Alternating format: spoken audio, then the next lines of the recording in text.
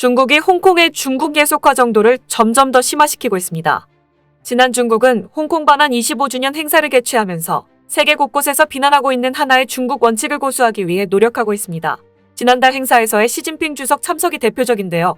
시진핑 주석은 코로나 사태 이후 2년 6개월 만에 홍콩 방문 일정을 제일 먼저 잡는 등 특히 홍콩에 상당히 신경 쓰고 있다는 제스처를 보이고 있습니다. 그런데 이에 영국이 지난 1997년 타결된 홍콩 반환 협정에 대해 중국은 우리의 약속을 어겼다며 협정이 파기되었음을 선언했습니다. 이 같은 행보에 하나의 중국 원칙을 방해 없이 이어나가던 중국의 행보에 제동이 걸렸고 영국은 앞으로 홍콩 이슈에 더욱 적극적으로 개입하겠다고 밝혀 중국은 발표 이후 전전긍긍하고 있는 상황입니다. 오늘은 이에 대해 알려드리겠습니다.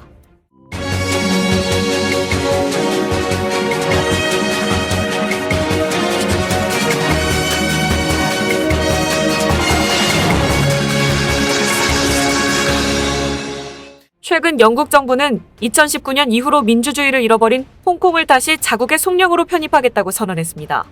중국은 1997년 영국에서 홍콩을 반환받는 조건으로 일국양제 원칙에 따라 홍콩의 민주적 체제를 유지시킬 것을 약속했습니다. 하지만 2019년 중국은 홍콩 의회의 동의 없이 자국의 전인민대회에서 범죄인 인도법, 국가보안법을 무단으로 제정하는가 하면 선거제도까지 멋대로 개편해 중국 정부의 꼭두각시 행정장관을 임명한 바 있는데요. 영국 정부는 이를 두고 홍콩 반환 당시의 약속을 어긴 것은 중국이라며 반환 협정은 무효화되었으므로 홍콩이 다시 영국령이 되어야 한다고 선언했습니다. 특히 영국의 보리스 총리는 홍콩 시민들의 자유와 번영이 독재국가 아래에 탄압받고 있다는 것은 대단히 심각하고 조치가 필요한 상황이라며 중국은 홍콩의 자유와 평화를 심각하게 위협하고 있다고 비난했습니다. 더불어 영국 정부는 중국의 이러한 망동에 대해 무력 행사까지 불사하겠다는 입장을 내놨습니다.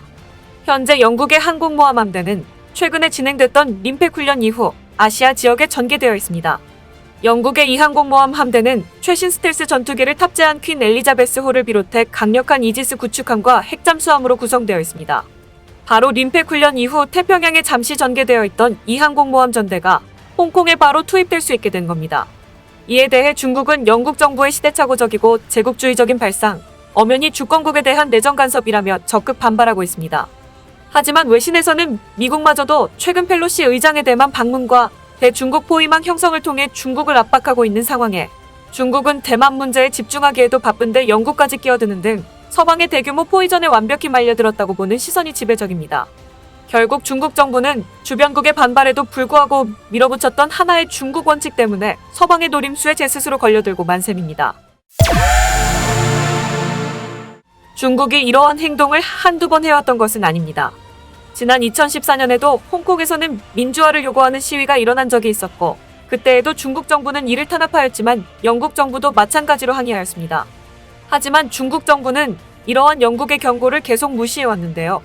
결국 2019년에도 중국이 똑같은 행동을 하자 영국 정부는 이때부터 중국이 일국양제 원칙을 더 이상 지킬 의사가 없다고 판단, 홍콩을 다시 영국령으로 돌려받기 위해 미국을 위시한 서방 국가들과 연계하여 재편입을 계획하고 있었습니다. 그리고 2022년 중국이 대만 문제로 국제적 긴장도를 높인 지금을 기회로 삼은 것입니다. 더불어 미국에서도 최근 홍콩자치권법이 통과되며 홍콩의 자산을 동결시켰고 영국 의회 역시 미국의 이러한 움직임에 호응해 대만의 일부 의원을 파견하기로 결정했습니다. 또한 홍콩의 일간지 빈과일보에서는 이번에 대중국 포위망 전략이 성공한다면 중국은 말 그대로 외교적 경제적 기반이 완벽히 분쇄될 수도 있다라고 전망했습니다. 미국과 영국이 봉쇄하게 된 남중국 해일 때는 중국의 중요한 주요 무역 항로인데 이 항로가 봉쇄된 상황에 홍콩의 금융 자산까지 동결되면 중국 정부는 말 그대로 길바닥에 나앉는 셈이 되기 때문입니다. 때문에 중국은 이러한 미국과 영국의 움직임에 최신형 대함 미사일으로 충분히 타격 가능하다. 14억 인민의 분노를 일으키고도 무사할 것이라고 생각한다면 그것은 완벽한 오만이라며 그야말로 히스테리에 가까운 반응을 보였습니다.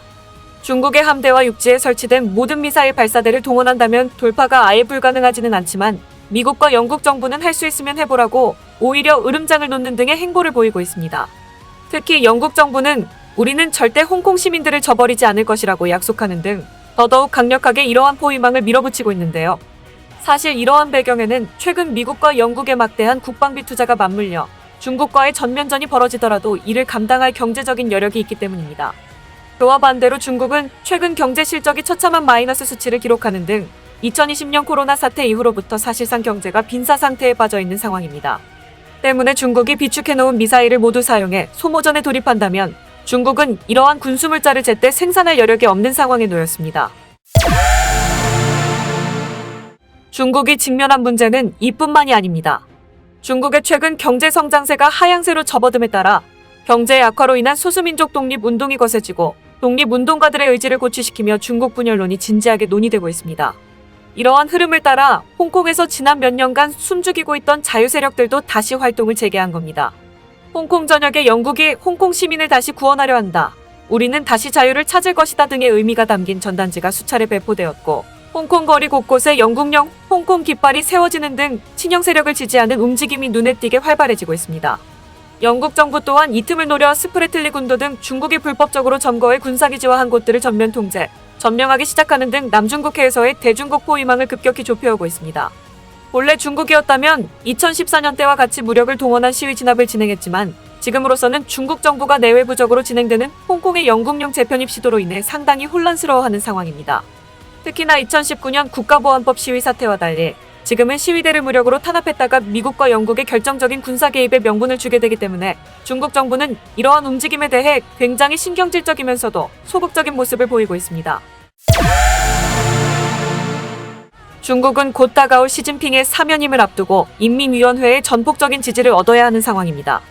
따라서 중국으로서는 이번 홍콩의 이탈 사태를 국가적인 분열을 막기 위해서라도 반드시 저지해야 하는데요. 그러나 영국 정부는 홍콩의 자치권을 보장하겠다는 1997년의 약속을 어긴 중국에 대해 다시는 신용할 생각이 없다는 입장입니다. 결국 홍콩을 둘러싼 중국 정부와 영국 정부의 갈등은 세계적으로 더욱 심화될 전망입니다. KTV 오늘 보도 여기서 마치겠습니다. 시청해주셔서 감사합니다.